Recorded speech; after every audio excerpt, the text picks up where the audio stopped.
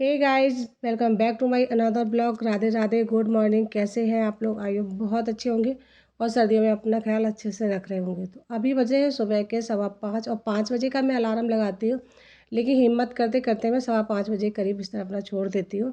और अलार्म के 10 से 15 मिनट के बाद बिस्तर छोड़ने का मतलब ये है कि मुझे ना उठना ही उठना होता है, क्योंकि बिट्टू को जाना होता है स्कूल।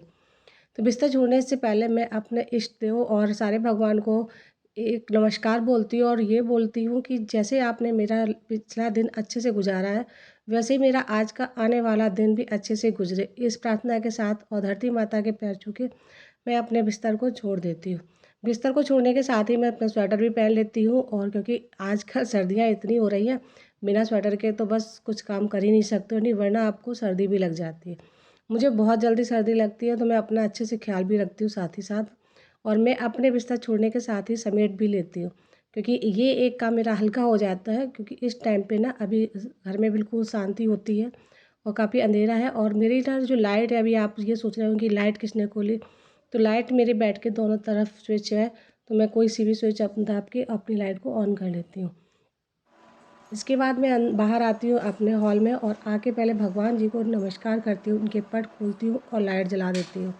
क्योंकि जब सब घर को खोलना होता है ना, तो उसके साथ साथ मैं भगवान के पट भी खोल देती हूँ और दूर से ही नमस्कार करती हूँ और जगा के चली आती हूँ।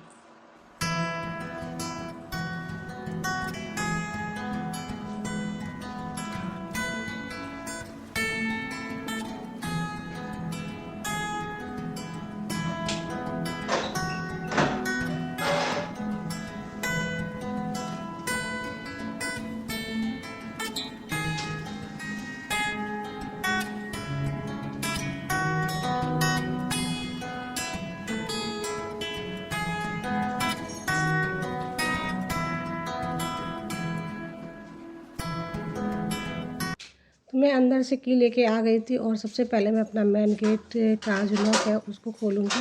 और बाहर का मौसम मुझे थोड़ा थोड़ा सा ना जैसे बादल होते हैं ना, ऐसा दिख रहा था, और मुझे लग रहा था कि आज सर्दी बढ़ने वाली है, और बाकी में बढ़ भी गई थी। दिन होते होते काफ़ी सर्दी बढ़ गई थी। गेट खोल देती हूँ, गेट के बाहर थोड़ा सा मैं पानी डाल देती हूँ धुलने के हिसाब से। मतलब बोलते हैं ना, बाहर का थोड़ा सा गेट वगैरह धुल देना चाहिए, चबूतरा वगैरह। तो बस मैं अपने जो सीढ़ियाँ वगैरह होती हैं उन पर एक जग के करीब पानी डाल देती हूँ, धुल देती हूँ। और एक कुत्ता मेरे गेट के बाहर बैठा ही दिखाई देता है। बाहर ऐसा कोई एरिया नहीं है जहाँ पे वो कुत्ते लोग जो ना बैठ जाए अच्छे से, ताकि उन्हें ठंड ना लगे। और कुकर में मैंने रख दिए हैं आलू, किचन की लाइट जला के इंडक्शन पे, और अपने लिए गर्म किया है 1 गिलास पानी। तो मैं सबसे पहले पानी पीऊँगी, और इस बीच में मैंने बिट्टू को भी जगा दिया था, क्योंकि उसको तैयार होना था स्कूल के लिए। जब तक मेरे कुकर की सीटी आएगी तब तक मैं पानी वगैरह पी लूँगी। और आज बिट्टू को बनाने थे आलू के पराठे या फिर सैंडविच।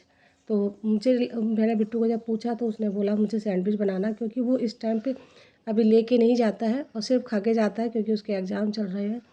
पानी पीने के बाद फिर मैं बाहर आ गई थी, थोड़ा सा टहली और मौसम का हाल लिया। तो काफ़ी अच्छा लग रहा था देखने में भी, हल्के से बादल से थे और बहुत प्यारा मौसम लग रहा था आज का।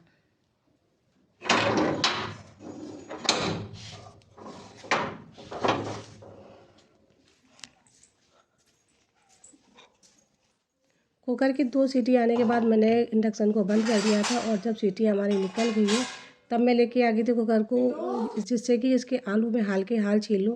क्योंकि अगर आलू को आप थोड़ी देर के लिए छोड़ देते हैं ना, तो ये आलू अच्छे से छिलते नहीं हैं, क्योंकि ये नए आलू है, और नए आलू अगर ठंडे होने के बाद बिल्कुल भी अच्छे से नहीं छिल सकते। तो मैं इनको गरम गरम ही छील लेती हूँ।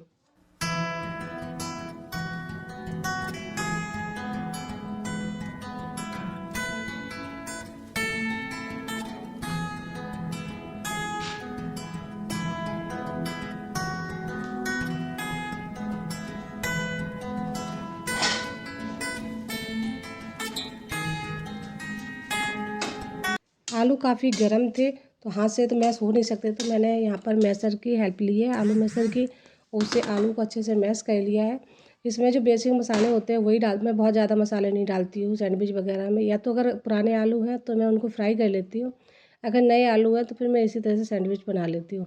तो अभी तो सिर्फ पिट्टू के लिए तैयार करनी थी सैंडविच, तो मैंने इसमें ढेर सारा धनिया डाला है, 3 से 4 हरी मिर्च डाली है, थोड़ा सा अमचूर पाउडर डाला है, और थोड़ा सा जीरा पाउडर डाल के और इसको अच्छे से मिक्स कर लेंगे, और ये हमारा फिलिंग तैयार हो जाएगी। तो अभी हम सिर्फ बिट्टू के लिए बनाएंगे और फिर जब राधिका उठेगी तब उसके लिए नाश्ता बनाएंगे। वो मोस्टली सैंडविच खाना पसंद नहीं करती है और ज़्यादातर आलू के पराठे वगैरह पसंद करती है खाना। तो यहाँ पे मैं थोड़ा सा चिली फ्लेक्स भी डाल दिया था, इससे ना मुझे बहुत अच्छा लगता है। चिली फ्लेक्स आलू वगैरह में पड़े ना तो मुझे बहुत अच्छे लगते हैं। तो आलू का भरता मेरा तैयार हो चुका था।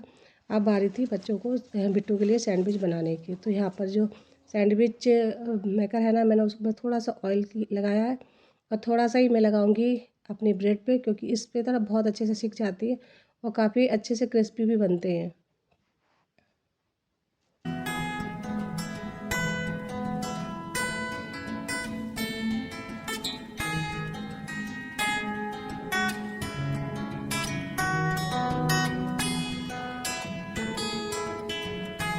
बिट्टू को ब्रेकफास्ट देने के बाद आज मैं सीधे झाड़ू उठा ली थी मैंने, क्योंकि बिट्टू के निकलने से पहले स्टार्ट कर दिया था।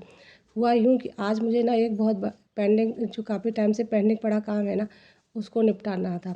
तो झाड़ू मैंने लगा ली थी, पोछा मैंने नहीं लगाया था। पोछा मैंने छोड़ दिया था राधिका के लिए, क्योंकि वो लगा लेगी। क्योंकि आज मुझे करनी थी अपने पेड़ों की गुड़ाई, जो काफ़ी टाइम से पेंडिंग पड़े थे और कहीं कहीं शादी में या कहीं कहीं न जाना हो रहा था, इस वजह से मेरे पेड़ों की गुड़ाई नहीं हो पा रही थी। तो झाड़ू लगा के सीधे मैं अपने गार्डन में आ गई थी। और बहुत सारे प्लांट हैं तो इनमें टाइम लगना स्वाभाविक था, क्योंकि काफ़ी सारे प्लांट हैं और हर प्लांट की गुड़ाई करना तो बहुत ज़्यादा टाइम लगने वाला था आज। तो मैं बारी से एक तरफ से सारे प्लांटों की गुड़ाई करती चली आ रही थी। और अभी ना क्या हुआ, जब मैं प्लांट की गुड़ाई कर रही थी तो छोटे छोटे से नए प्लांट भी निकल रहे थे, क्योंकि घास भी हो रखी थी इनमें। काफ़ी टाइम से मैंने इनमें गुड़ाई वगैरह नहीं की है, घास वगैरह भी नहीं निकाली है। तो जो घास थे उनके साथ साथ में ये पेड़ मुझे दिखाई दे रहे थे कि ये कुछ नए, मतलब जो बेबी प्लांट है वो निकल रहे थे और काफ़ी अच्छे ग्रो कर रहे हैं मेरे प्लांट। और मेरे घर में ना सबसे ज़्यादा आपको पाम के पेड़ मेरे करीब करीब 10 होंगे प्लांट, और उनमें भी अब थोड़े थोड़े से नए और बेबी प्लांट निकलने लग गए हैं। बहुत अच्छा लगता है ना जब आप प्लांट लगाए हो और आपके नए ग्रोथ कर रहे हो और नए बेबी प्लांट भी निकल रहे हो, तो एक खुशी सी मिलती है कि मतलब हमारे प्लांट भी अच्छे चल रहे हैं और इनकी बढ़ोतरी भी हो रही है। तो सारे प्लांटों की गुड़ाई करनी थी, बाकी की जिन पेड़ों में घास थी मतलब अननेसेसरी, उनको भी निकालना था। तो इनमें आज मुझे बहुत ज़्यादा टाइम लग गया था। तो गुड़ाई करने के बाद आज मैं इन प्लांटों को ऐसे ही छोड़ दूँगी। आज इनमें कोई पानी वगैरह नहीं दिया जाएगा। कल सुबह देंगे पानी या फिर कल शाम को पानी देंगे। गुड़ाई करने के बाद मैं छोड़ देती हूँ एक दिन के लिए इनको ऐसे ही हवा लगने के लिए। और काफ़ी ज़्यादा मेरा मेसी गार्डन हो चुका था और इसमें गुड़ाई करने के साथ साथ मेरा आज इसकी सफाई करने में बहुत ज़्यादा टाइम जाने वाला था। और बहुत सारे ऐसे प्लांट थे जो ज़्यादा ही मतलब हैवी हो गए थे, जिनको हमें निकालना था, कटिंग करनी थी, छटाई करनी थी उनकी। तो आज मेरा करीब इसमें से 1 से 1.5 घंटा टाइम लग गया था। अब बारी थी गार्डन की सफाई करने की। तो इसमें आप देख रहे हैं, इस वाले जो लास्ट वाला पेड़ है ना, इसमें काफ़ी सूखे पत्ते भी निकले हैं और छोटे छोटे बेबी प्लांट भी निकले हैं। तो मैं ये सोच रही हूँ कि इनको अलग लगा दूँ कहीं पे, या फिर मैं निकाल के फेंक ही दूँ। तो एक दो मैंने जो बेबी प्लांट जो मुझे ज़रूरत वाले थे वो मैंने लगाए हैं, बाकी के निकाल के हट फेंक दिए हैं। और अब बारी आती है गार्डन की साफ़ सफाई करने की।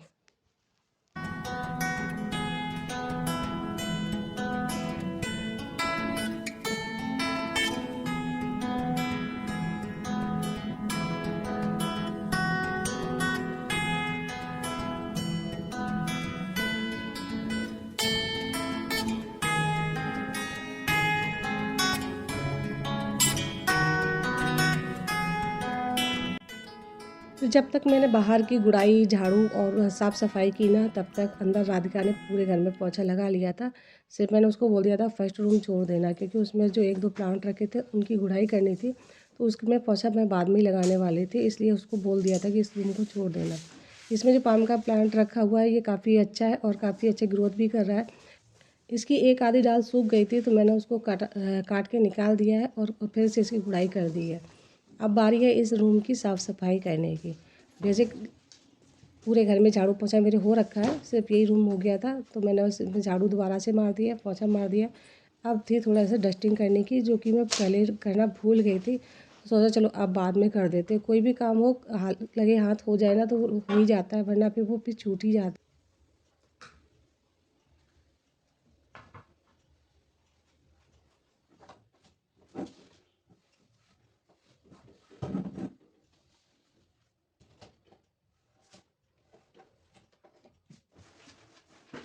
और ड्राइंग रूम की तो मुझे डेली डस्टिंग करनी पड़ती है, क्योंकि फर्स्ट रूम है मेरा, तो सामने से जो एक आधे जैसे गेट खुला रहता है, गेट नहीं खुला रहता है, पर्दा खुला रहता है थोड़ा सा, थोड़ी बहुत मिट्टी आ ही जाती है, तो उसकी मुझे डेली डस्टिंग करनी पड़ती है। साथ ही साथ मैं सिंक को भी साफ़ कर रही थी, क्योंकि अब मेरा था टाइम नहाने का, तो नहाने से पहले के जो काम होते हैं वो मैं साथ के साथ निपटाती जाती हूँ। डेली का जैसे वॉश बेसिन हो गया साफ़ करना, और भी जो काम होते हैं वो सारे मैं निपटा के तब बाथरूम में जाती हूँ नहाने के लिए।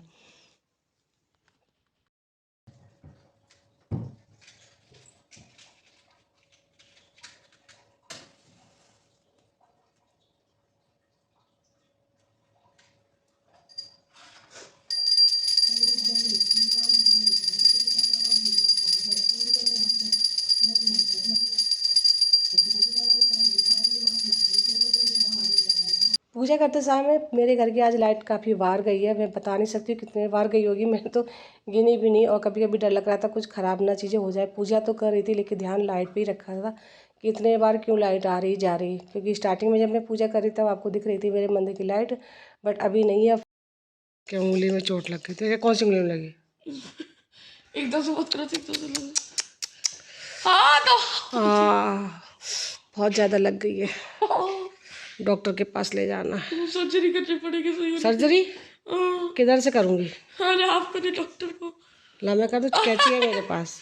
अरे नहीं मतलब बहुत दर्द है, तो बहुत डॉक्टर दर्द है करेगा। पगलो। बहुत दर्द है, मत करो। देखो इतनी सूजन है, देखो सूजन, सूजन देखो सूजन। आज दोपहर को मैंने सिंपल से दाल चावल बनाए थे, और अभी टाइम हो रहा होगा 6 के करीब, और आज ना मैं मम्मी का स्वेटर कंप्लीट करके ही रहूँगी, यही सोचा था। और हुआ ये कि और सच में मैंने इसको कंप्लीट कर ही लिया, और पहले ही सोच के बैठे थे कि आज को इसको ख़त्म ही करना है, मतलब इसकी बाजू वगैरह लगा लेनी है। और शाम को खाना भी नहीं आज मुझे बनाना था, क्योंकि आज बच्चे जा रहे थे नानी के घर, वहाँ पे उन लोगों को कुछ पकौड़ा वगैरह बनने थे, तो बच्चे जा रहे थे वहाँ पे, और फिर जब लौट के आए तो वो मेरे लिए भी लेके आए थे। तो ये है मिर्ची का पकौड़ा, और एक है ब्रेड पकौड़ा। आए तो 3-4 है, लेकिन मैं ना इतना ही खा लूँ वही बहुत है। बड़ा मिर्ची तुमने कितनी खाई मिर्ची पड़ा? हमने इनके से मैंने खाई, मेरे से इनने खाई नहीं थी, इनसे हमने कहा था कह रहे चुपचाप से, तो इनने मना कर दिया, नहीं खाई हमने। नहीं हमने कहा था हम आगे खाएंगे, थोड़ी देर थी, मेरे को चटनी का हमको अच्छी लगी, इनने तो चटनी तो थी आगे खाई नहीं थी, फिर तुमने मिर्ची मेरी छोटी ऊपर की वो खा ली।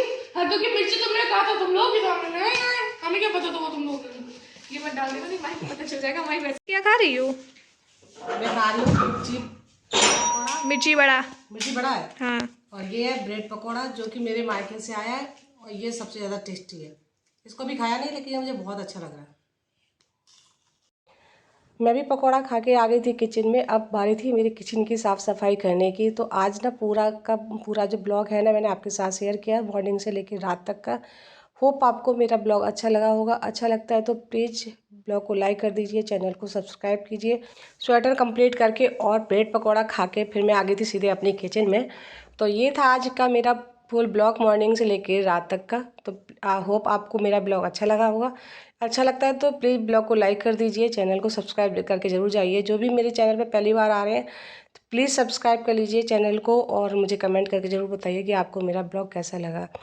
तो बर्तन धुलने के बाद बारी थी अब किचन को साफ़ करने की, सारी जल्दी जल्दी से काम ख़त्म करके, क्योंकि काफ़ी सर्दी हो गई थी। मौसम ऐसा था कि बारिश होने ही वाली है, और सच में काफ़ी तेज़ बादल चढ़े हुए थे, और मैं सुन भी रही थी कहीं कि बारिश हो चुकी है, और मुझे लग रहा था कि आज कानपुर में भी बारिश रात तक हो ही जाएगी।